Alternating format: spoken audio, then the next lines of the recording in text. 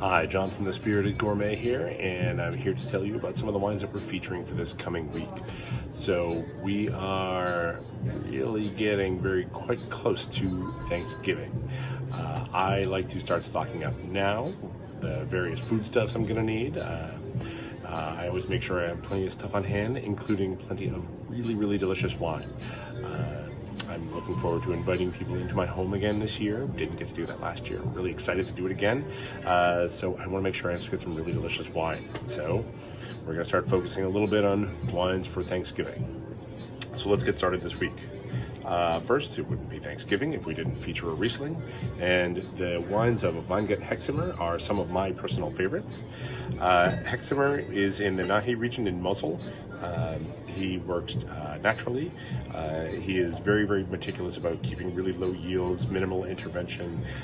While this wine is not fermented or aged in barrel, he actually coopers his own barrels, believe it or not. This is called quartzite, named for the quartzite soil that the vines grow on. Wonderful expression of Riesling here, brilliant acidity. There's all kinds of ripe tropical fruit notes, lots of like lime and almost like a papaya-ish kind of note to it, almost like a little hint of pineapple, but beautiful crisp acidity that gives you a nice, beautiful, clean finish.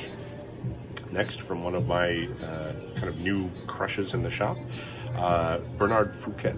This is his Les Girardier Vouvray.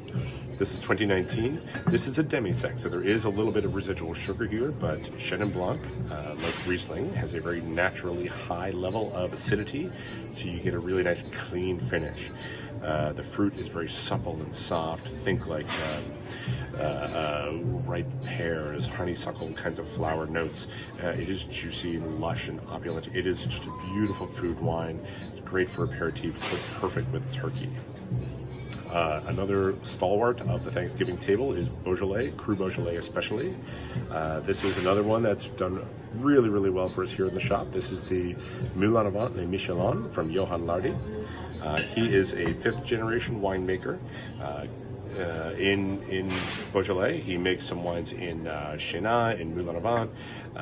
Really wonderful, elegant wine here. You get all these wonderful like black raspberry and pomegranate notes here. There's a little hint of earthiness, forest floor, and it has this really zingy acidity that helps you kind of really refresh the palate.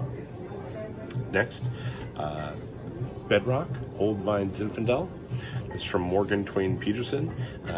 This actually got written up in the Globe last year because the wines are so delicious.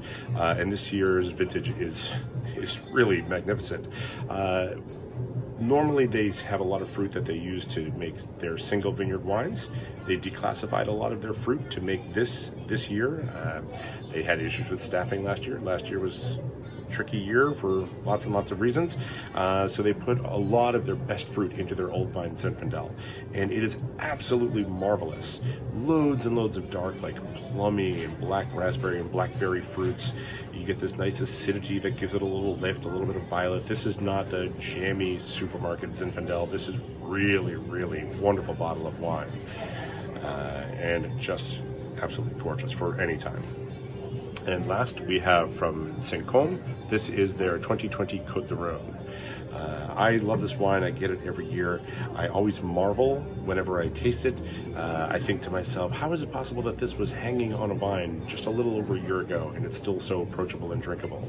It is 100% Syrah, which is sort of atypical of the Southern Rhone Valley.